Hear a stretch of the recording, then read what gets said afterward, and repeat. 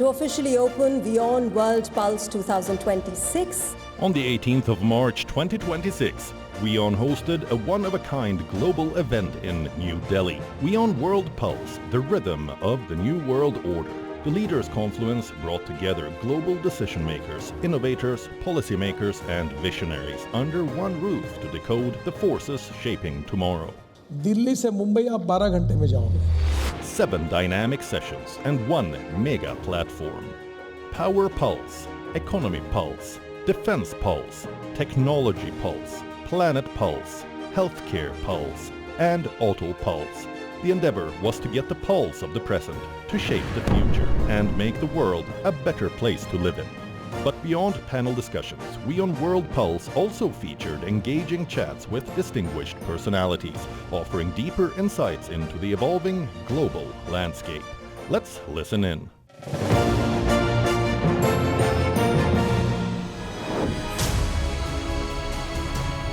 Recognized as the father of modern financial derivatives in India, a driving force behind the modernization of India's financial infrastructure, Mr. Ashish Kumar Chauhan is not just an ordinary name in the finance sector.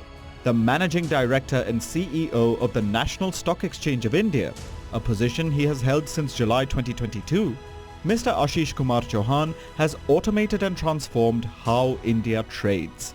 He was instrumental in establishing the very core of the NSE's operations in the 1990s. The NSE's Nikkei index, screen-based trading and satellite communication were all pioneered by him. His priorities include improving the NSE's surveillance, technology and regulatory compliance. WION welcomes the risk-taker, the finance wizard who is changing the future course of Indian capital markets on the global stage. All right, with that, ladies and gentlemen, please welcome Ashish Kumar Chauhan, Managing Director and CEO of the National Stock Exchange of India, one of the world's largest and most technologically advanced stock exchanges. My colleague Shivan Channa takes this forward. So thank you so much for making time for us. It's an absolute pleasure to speak with you. Let me quickly start with a quote of yours, and if you can explain that further. You don't need a balance sheet to build a business today. If you can elaborate on how NSE is helping in that.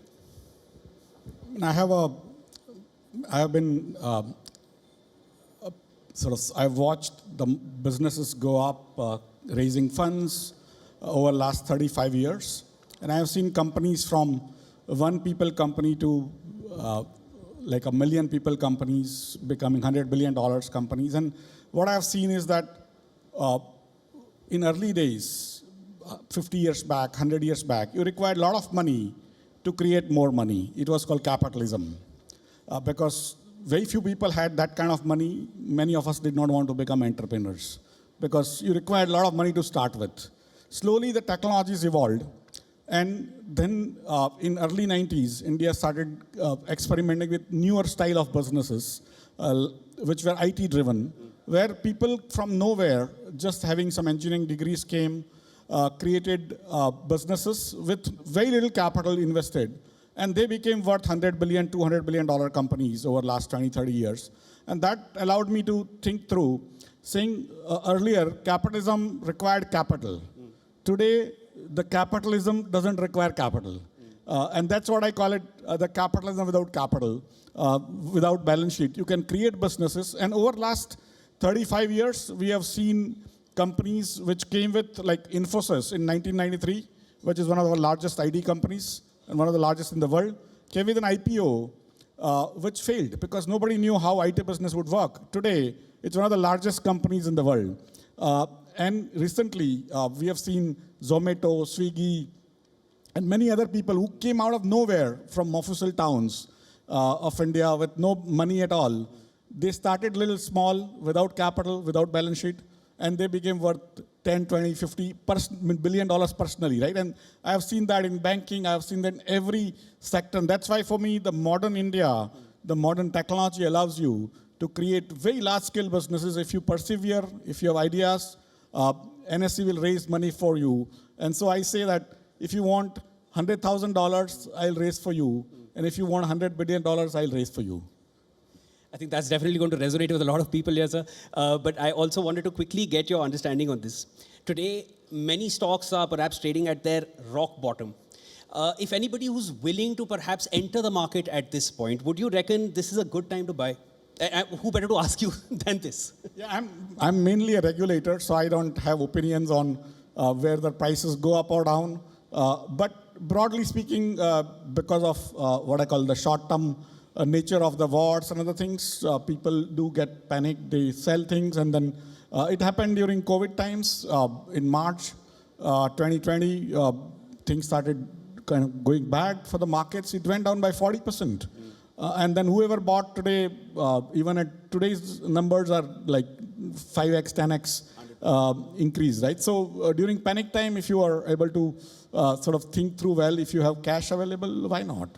There we have it, ladies and gentlemen. We have heard it from the MD and CEO of NSE. Definitely, I think that's a good call to take at this point if a stock is at rock bottom. Also, sir, people who are already there in the market is currently quite close to its yearly low. Is systematic accumulation a good choice for somebody who's already in the market? Now, I'm taking from a perspective of somebody who understands the stock market. Again, over 30 years, if you look at Nifty, when it started in 1995, November 395 was the base, at 1,000. Today, it's close to 25,000. And if you take the dividends which companies have given in that index, it could be close to 30,000. So 1,000 rupees, if you had invested around 30 years back, today it would be 30,000, right? So 30x times. If you stay systematic, every year if you put in little money, every month if you put in little money, in a country which is growing at 6.5%, 7%, broadly you get returns of around 10, 12%. So I was speaking at, say, European conference last year, and I was giving the price earnings ratio of India, which is like somewhere around about 20. And they couldn't believe because they're getting like price earnings of 2, 3. And many European companies are actually raising funds from India. Many American companies are raising funds from India. We have seen Korean companies like LG and Samsung, LG and Hyundai raising funds from India, taking away $2-3 billion each. And so India is in a unique position because it's growing, it has a demographics, it has a demand, and it has, of course, technology adoption. So that's where, for me, every month if you keep on putting little money, probably in the long run, but don't get panicked because the biggest issue with most of us is to think bad when situation starts looking topsy-turvy and then we take out all the money. Right. That's where I think we make mistakes. Don't panic. I think I'll definitely take that one back. Also, sir, India continues to be among the most promising long-term equity markets in the world, and we understand the market or the world at this point, there is too much volatility. India continues to be a bright spot in the midst of all of this. Do you feel, finally I want to get this understanding from you, is there opportunity coming out from this volatility in a market like India? Has India become that sweet spot? Again, I have a theory that world will continue to become more volatile because over a period, the imbalances happen across geopolitics, geoeconomics, in societies, in religions. And then when you can't solve the problems with arguments, you try to solve problems with wars. They don't solve anything, but you think sort of the other issues get a little hidden when you start doing some extraordinary stuff. But broadly speaking, the technology is the cause of all the changes that happens in the world. The rest of the things, all the imbalances happen is because of the way the technology evolves. And then people try to grab the positions like today happening in AI or in oil and other things. And that's where India is in a unique position. The countries which adapt to technologies will grow faster. The countries which are young will have better demand. And countries which are large and young and technology-oriented will be actually growing fast. So that's where, for me, if you look at, say, China, Japan, it is already old. China became suddenly old because of one-child policy. You have India, which is young, technology-oriented, and having great demand. You have two young countries, both sides of India, but they want to go and live the life 1400 years back. They are not technology-oriented, right? Then you go to Africa, it's trying to stabilize itself, but if it comes up, it's going to be another powerhouse. You go to Europe, it has become old. If you go to America, in 2025, they had less number of physical people. humans in 2025 compared to 2024. They are becoming old because that country is going to stagnate unless they import people. They've been importing people, now they've stopped. And so for me, this country is going to remain young, it's going to have demographics which is young, it will have more demand because young people ask for more iPhones and more iPads and more clothes and newer clothes and good-looking clothes. Old people don't, right? And that's where you're going to have more demand, and they are technology-oriented. And every type of technology, whether it is drones or biotech or AI, the largest user base is in India, largest number of researchers are in India. I mean, we produce literally 15, 20 million engineers every year. 15, 20 million is not even a population of most countries, right? We are producing so many engineers every year. And so for me, this country's time has come. And it's in the right time because we are now at the central table of the technology. This country's time has come. I think those words are going to resonate. Thank you so much, sir. That was Ashish Chauhan, MD and CEO, NSE. It was an absolute pleasure speaking with you. You've given us a lot of takeaways, which we can take back to our regular trading days also, and also a message for all of us. This is WION Pulse, an absolute pleasure speaking with you, sir. Wonderful, sir. Thank you.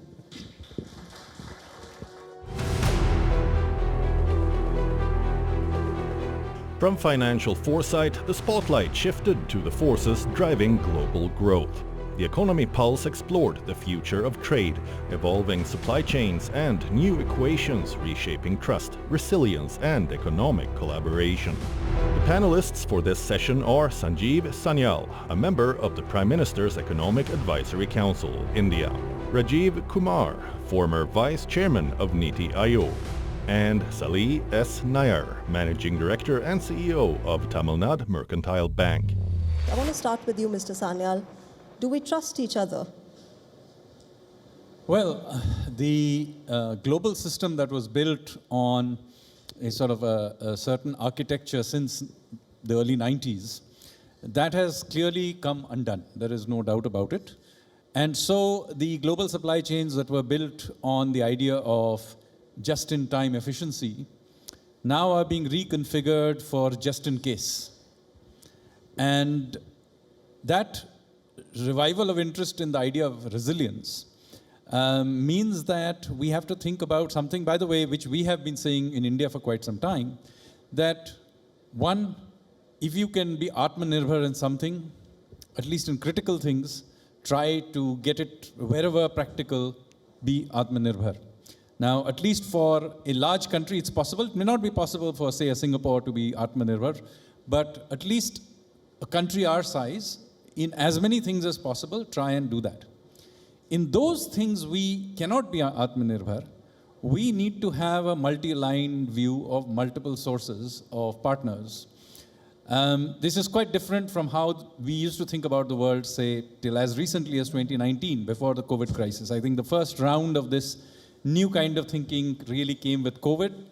It's now very obvious that we need to have that. And we are seeing it play out right now as far as energy sources are concerned. And trade is not about trust.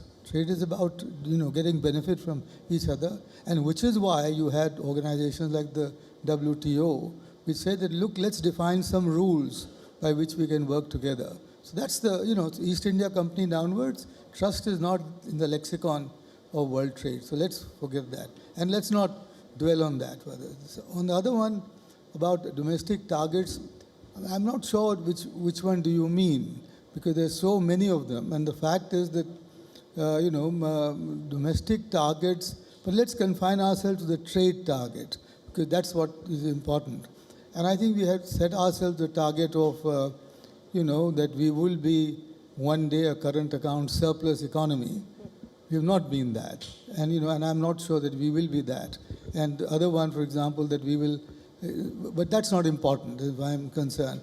But what is important is that we should now work towards improving our achievement of energy security. That this is the time where we should give serious policy, attention, not to just the generation of energy, which is, as I said, hydrogen, but also the transmission, the storage, plus the distribution.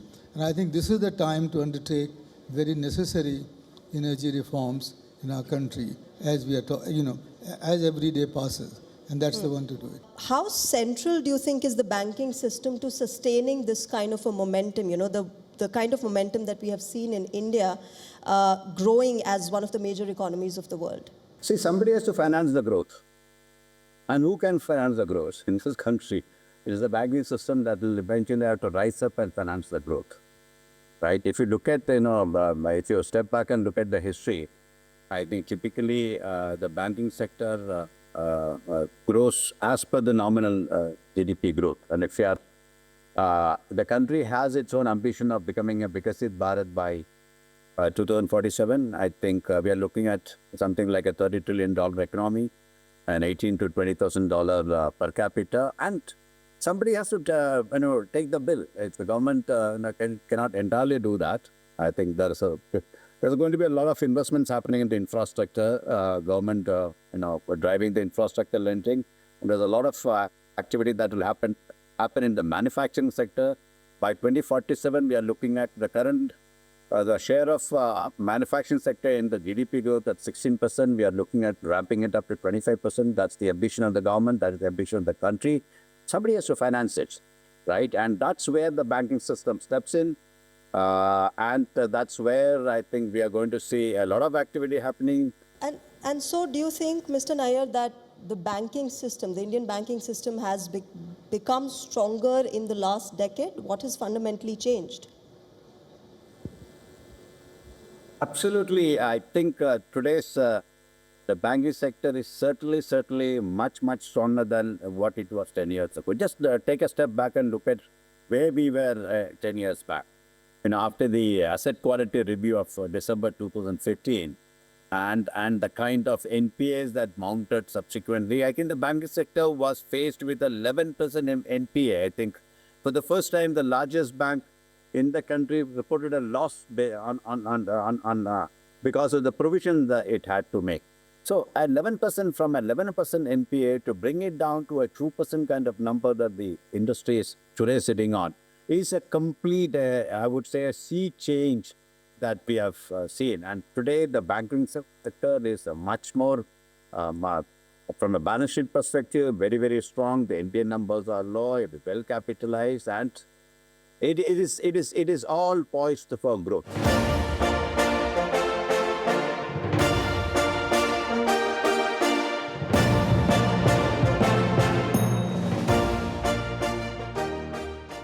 Another invigorating session was on decoding emerging technologies. In the Technology Pulse, experts discussed artificial intelligence, cybersecurity, data privacy, and the emerging space economy. For this panel, we have Abhishek Singh, the CEO of India AI Mission and Additional Secretary at India's Ministry of Electronics and Information Technology; Nitin Pai, the co-founder and director of Takshashila Institution; and Venk Krishnan, the president of TIE Bangalore and founder of New Ventures. As the CEO of India AI Mission, what is the Indian government doing here to try and ensure that India is at the forefront of this cutting-edge technology? Thank you, but I would just like to make a correction. It's not that AI will. AI is already defining everything that we do, the way it's impacting our lives, the way it is impacting geopolitics, the way it is impacting industry, the way it is impacting almost every dimension that we can think of. Almost every sector is impacted by AI. When it comes to India, we rely on the key strength that we have. And our core strength for development of AI is our talent base that we have. The human resource that we have, which has led digital transformation projects not only in India, but our companies, our engineers have been building impactful solutions across the world. We also have a very large population, a large access to data sets, multiple languages. So natural corollary is that we should be leading in the field of AI. But currently we are number 3, we are behind US and China, and the gap is quite a bit. So we are trying to bridge that gap. In terms of geopolitics, considering that so much of everything that we do is already dictated by AI, where do you see India stand? Today, you are in an era where it is geopolitics by technology, geopolitics for technology, and geopolitics of technology. So India has no choice but to play the game and accumulate technological power And in this particular instance, it means artificial intelligence, deep computing, biotechnology, right? You look at the whole swath of it. So there is a school of thought, I think largely propelled by the Silicon Valley types, which said that the only form of power which you can get in AI is when you have these LLMs, large numbers of servers, chips and all of that, computing power, and you build frontier models. I mean, as an engineer, I don't understand what a frontier model is, right? I mean, it's a model, it's a big model. But, all buzzwords, etc. are created. That's what you must understand from the Silicon Valley mindset, right? It is about creating fear, uncertainty, doubt, creating buzzwords so that they get more investment, more capital and all of that. That's the logic. But as an Indian thinker, I don't think that's the only way you get national power from. India must play that game, and I'm very happy to see what's happening with the AI mission. We are making that thing. We are trying to build models. We are trying to get compute power. We are playing that game. Right. But you don't necessarily have to have your own DeepSeek or your own Anthropic in order to play that game. No one can predict what AI will look like in the next 10 years. Tell us how Indian companies are trying to crack the code in getting ahead in this race for AI. I think that we are still far off. I think we'll be fooling ourselves to say that we will do AI if we don't innovate, right? Startups are about innovation, right? We have to innovate. I think, I don't know if we should be in the foundation model race, but I think we have to adopt AI more. And as a startup, as an investor in startups, I still do not see the kind of startups which can be path-breaking from India, right? DeepSeek from China, right? So I'm saying we cannot fool ourselves and say we will be there if we don't start now, right? So I do agree, Abhishek, they have done a great job, without doubt. This kind of the kind of investments that AI needs in infrastructure is enormous, right?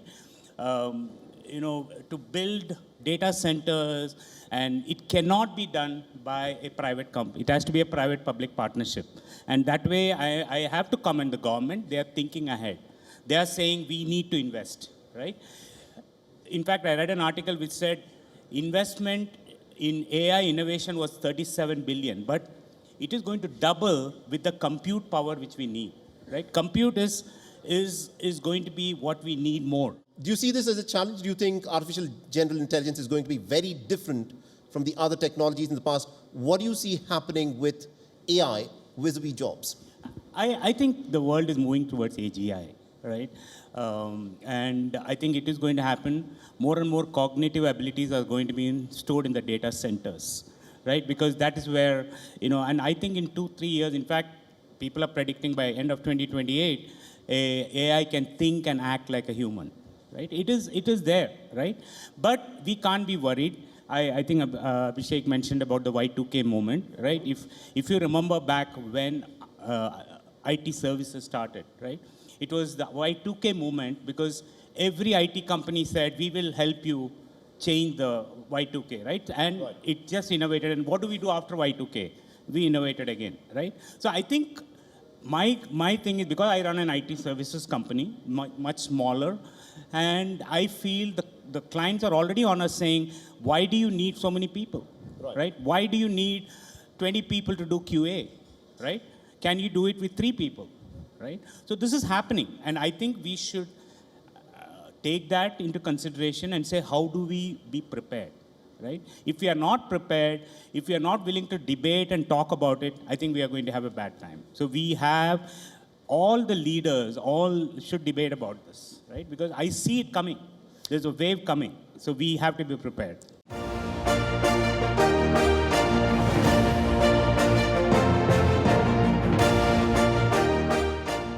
At WION World Pulse, one message resonated across every conversation, building consensus for the future, because the world is changing faster than ever. This is the rhythm of the new world order.